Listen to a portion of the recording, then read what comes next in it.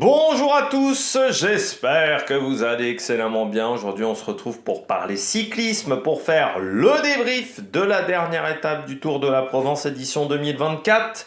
On arrivait du côté de Arles pour cette dernière étape. On va revenir un petit peu ce qui s'est passé sur cette journée. Indice, bordure. N'hésitez pas à vous abonner à la chaîne, à réagir dans les commentaires, à mettre un pouce bleu, à partager la vidéo sur les réseaux sociaux, notamment auprès de vos proches. Si vous pensez que ça peut les intéresser, dans les commentaires, n'hésitez pas à me dire qui vous a plu, qui vous a déçu. EPS 2.0 sur les plateformes de podcast, Amazon, Deezer, Spotify, Google.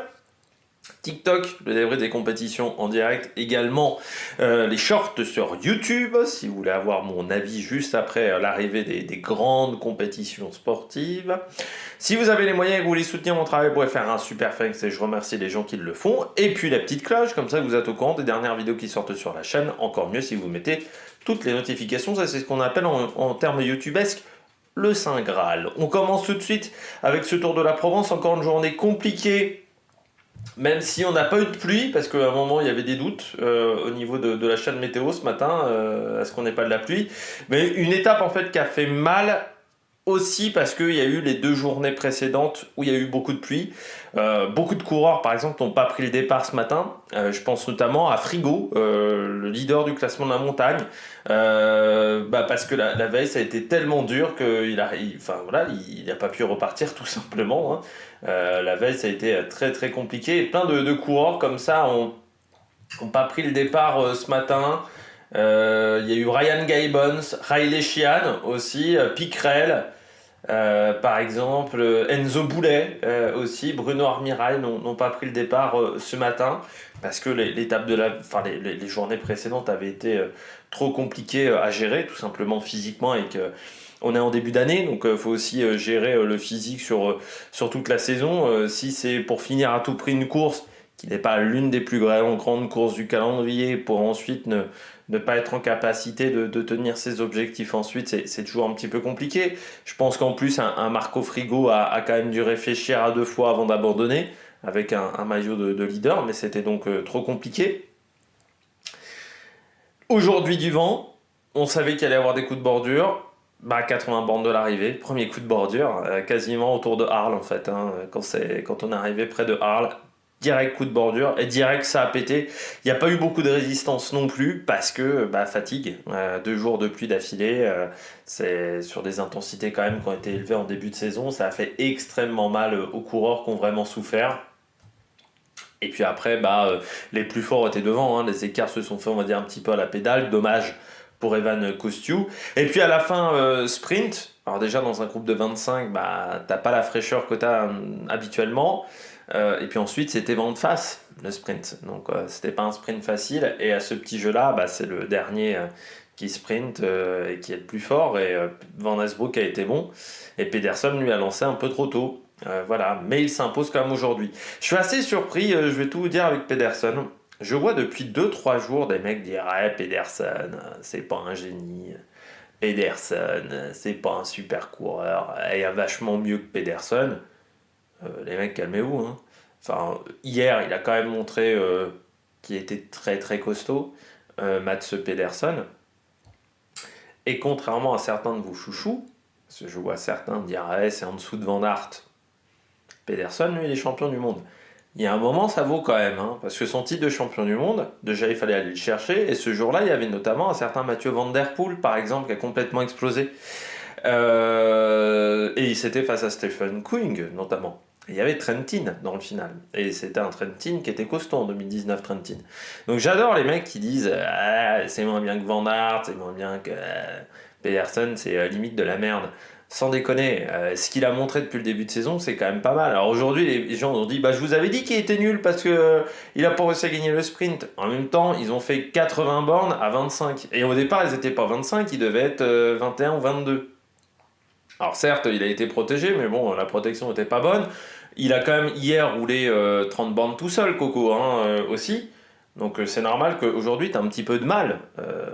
S'il avait gagné aujourd'hui, ça aurait été vraiment performance XXL. Mais moi, je me serais dit, s'il gagnait aujourd'hui, il gagnait pas dans un mois et demi, genre Milan-San Remo, une épreuve comme ça. Donc faut être raisonnable, je pense, à un moment. Faut réfléchir déjà 10 secondes avant de parler.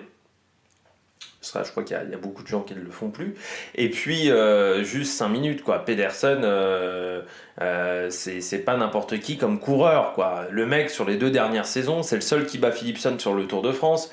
Il a réussi à faire une énorme Vuelta aussi il y a 2 ans, où il avait été impressionnant.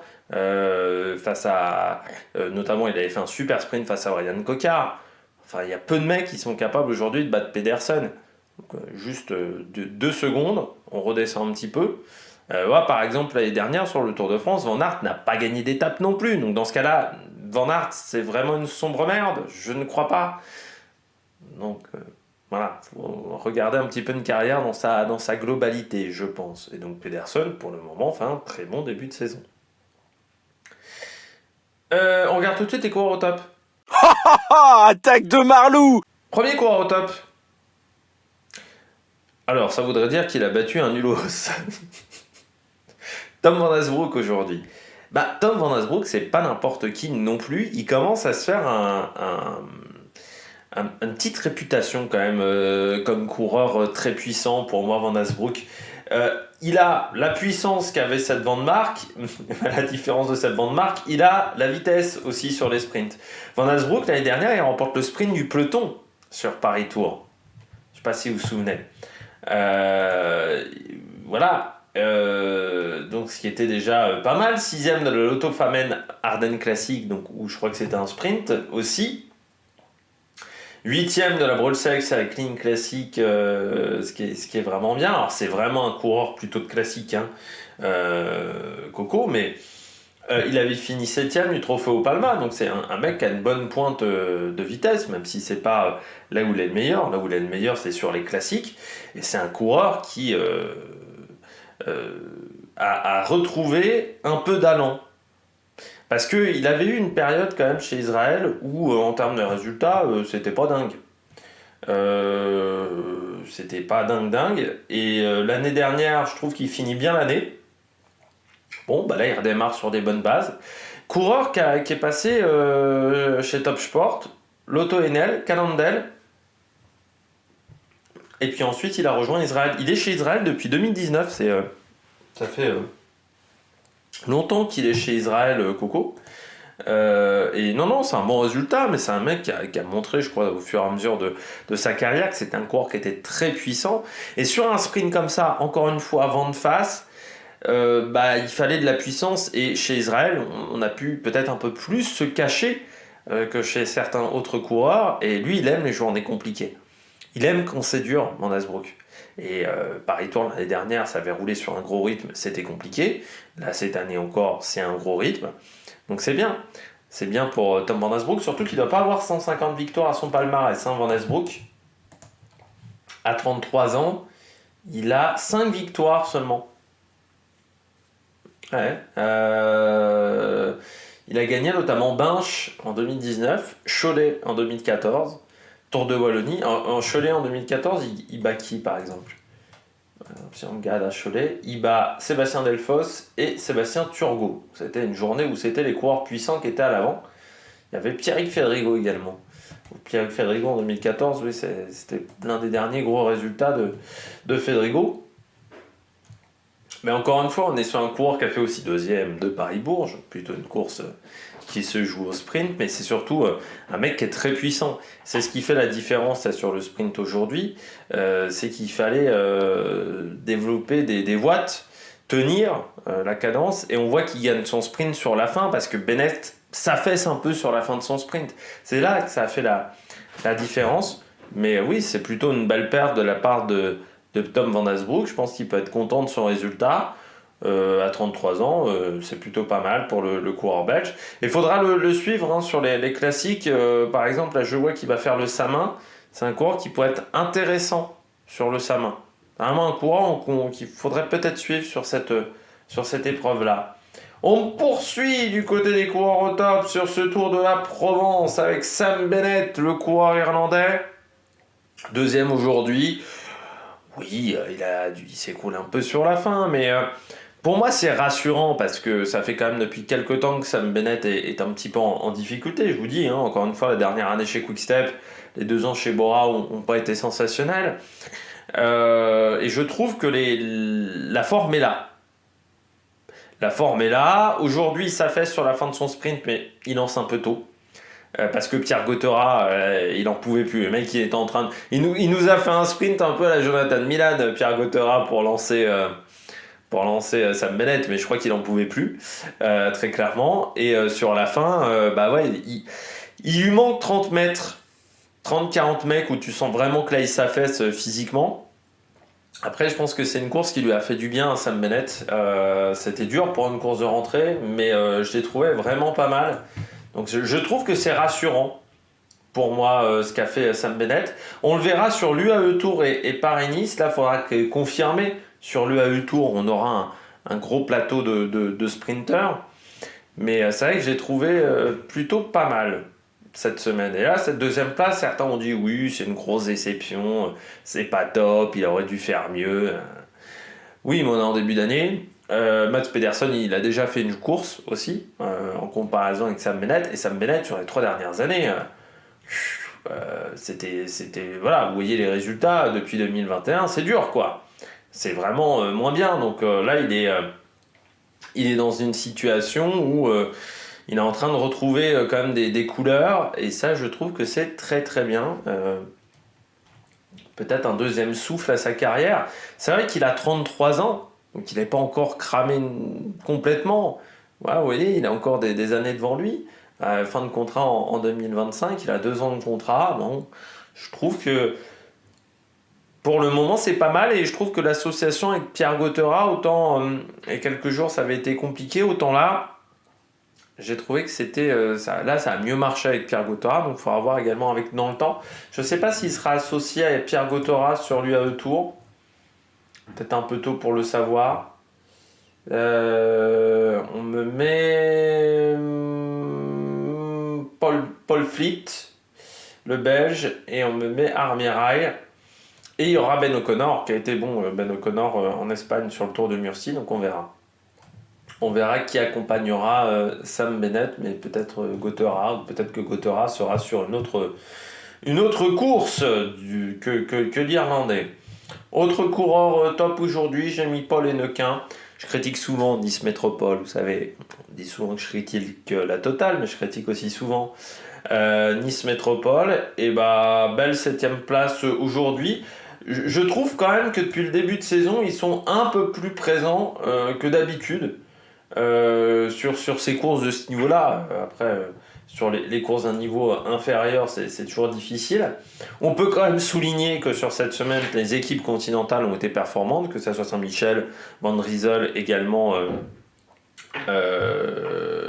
Project Echelon Racing. Il n'y a que Beltrami qu'on a quand même beaucoup moins vu. Mais c'est un coureur qui a été intéressant aujourd'hui. 9e à Martigues, 7e ici à Arles. Donc pas mal Paul Hennecquin, surtout si on compare aux années précédentes où c'était pas dingue. Il y avait une 5e place sur la route d'Occitanie et puis le Tour d'Algérie comme résultat. Mais le Tour d'Algérie c'est une 2-2, hein, donc c'est pas la course de l'année. Il était tombé face des coureurs de la réserve de Q36. Notamment, et puis oui, il n'y avait pas une grosse densité au départ de cette épreuve où il y a beaucoup de sélections nationales, et on sait que le cyclisme en Afrique du Nord en ce moment c'est quand même pas le top du top par rapport à d'autres époques. Et puis je termine aussi avec Alexis Goujard, d'être dans la bordure. Alexis Goujard, c'est pour ça qu'on l'a recruté aussi, c'est pour aider ses leaders. Là il a aidé Axel Zinglet. Il a fait le job, il a roulé, donc ça c'est bien du côté de Goujard. Et j'ai trouvé aujourd'hui que la Cofidis était un peu mieux que lors des dernières journées. Donc voilà, bien du côté de Goujard, il est payé pour ça. Il a fait le job. C'est pas toujours facile les coups de bordure parce que c'est vraiment un truc du cyclisme professionnel qu'on a qu'on a moins dans le cyclisme amateur parce qu'il faut une grosse force collective pour le faire. Et là je trouve qu'il a fait du très très bon boulot aujourd'hui, Goujard. Donc ça fait du bien de retrouver un Alexis Goujard conquérant, costaud. Puis bon, encore une fois, il faut qu'il se montre, hein, Alexis Goujard, s'il veut avoir un contrat, son contrat renouvelé, ou avoir un contrat chez les professionnels. Lui qui a désormais 30 ans. Mais là, je trouve qu'aujourd'hui, c'était pas mal. Et puis même sur la semaine, il fait 7e au classement général. Donc très satisfaisant du côté d'Alexis Goujard. Surtout qu'il avait perdu un petit peu de temps le premier jour sur le prologue. Il avait eu un petit peu du mal. Voilà, il n'avait pas fait un prologue parfait sur cette course. On passe tout de suite au bonnet d'âne. Premier bonnet d'âne du jour, Evan Kosciu. Ah ouais, c'est dommage de perdre une si bonne semaine le dernier jour de course parce que la semaine était très bonne. Il était maillot blanc ce matin au départ. Il avait fait hier une étape intéressante. Je l'avais pas mis parmi les tops, mais il avait fait une étape intéressante. Et là, le coup de bordure à 80 bornes de l'arrivée. Alors vous allez me dire, oui, encore un Français qui se fait avoir par un coup de bordure, c'est habituel. Là, je pense que c'est surtout que le coup de bordure, il est parti. Les coureurs qui étaient secs, ils n'ont pas pu suivre. Kosciu, il était sec. Il n'y avait plus d'énergie, tout simplement, pour Evan Kosciu. Et on voit que les mecs qui étaient devant, c'est les mecs qu'on avait encore un petit peu sous le pied. Et je pense que le coup de bordure est parti assez vite. Alors après, il a tout donné pour tenter de revenir. Il a fait preuve de beaucoup d'énergie. Mais dans ce genre de cas, une fois que le coup de bordure il est parti, surtout qu'ils étaient plus nombreux dans le coup de bordure que dans le groupe de chasse, bah voilà, alors ça a tenu 30, 40 km et puis après au bout d'un moment ça s'écroule. C'est dommage parce qu'encore une fois il y avait un bon résultat à aller chercher, un top 10, un classement du meilleur jeune. Et puis là tu finis un petit peu ta semaine en eau de boudin alors que tu as fait quand même des belles pertes. Donc c'est dommageable. Du côté d'Evan Kosciu, mais ça ne m'étonnerait pas qu'on le revoie bientôt, le petit français. Je ne sais pas quel sera son programme, Evan Kosciu. Hop là, je le prends. Ewen Kosciu, parce qu'à chaque fois je dis Ewan, c'est Ewen Kosciu, le français, le breton. Donc Tour des Alpes-Maritimes et du Var, donc ça sera intéressant de le suivre. Le coureur français qui a 21 ans, qui est dans sa deuxième année complète chez Arkea. Et il a un frère, Gurvan Kosciu. Alors, Gurvan, il est plus jeune, il a 18 ans. Comme résultat, Gurvan, une 6e place sur l'étape numéro 2 du Tour de Pontivy Communauté. Voilà. Si vous voulez avoir des petites infos sur Gurvan Kosciu qui a fini 61e également du Grand Prix de Plouay Junior dans ses jeunes années. Voilà, Evan Kosciu. Ce qui est intéressant toujours de voir où sont les jeunes coureurs, ce que font les jeunes pépites, peut-être futures pépites. Peut-être qu'un jour on aura les deux frères Kosciu chez Arkea. Mais ça ne m'étonnerait pas qu'on le revoie, Ewen Kosciu, dans les prochains jours, parce qu'il a montré quand même de très bonnes choses, notamment hier où il était à l'attaque. Donc voilà, j'attends de voir ce que ça va donner. Et puis la Groupama, c'est un peu le résumé de la semaine Groupama, c'est que ça a été compliqué. Là, ils avaient Bistreux, mais ils avaient également Watson, mais ils n'avaient pas la carte majeure.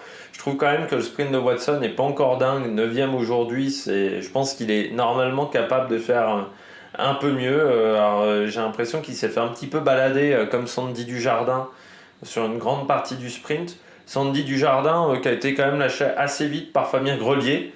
Je trouve qu'il est lâché au moins à 1 km de l'arrivée. Je ne sais pas si Fabien Grelier n'avait plus d'énergie, mais on peut quand même se poser des questions. Et puis, dommage pour Watson. J'ai oublié de vous dire également que Kevin Avwan remporte le classement de la montagne du fait qu'il a marqué des points aujourd'hui et du fait surtout que son adversaire Marco Frigo avait abandonné le maillot ce matin. Il ne l'a jamais porté en course au final, l'adversaire de Kevin Avwan. Donc c'est bien pour les équipes Conti et surtout quand on avait Kevin Avwan et Kenny Molly encore une fois dans le final à l'arrivée.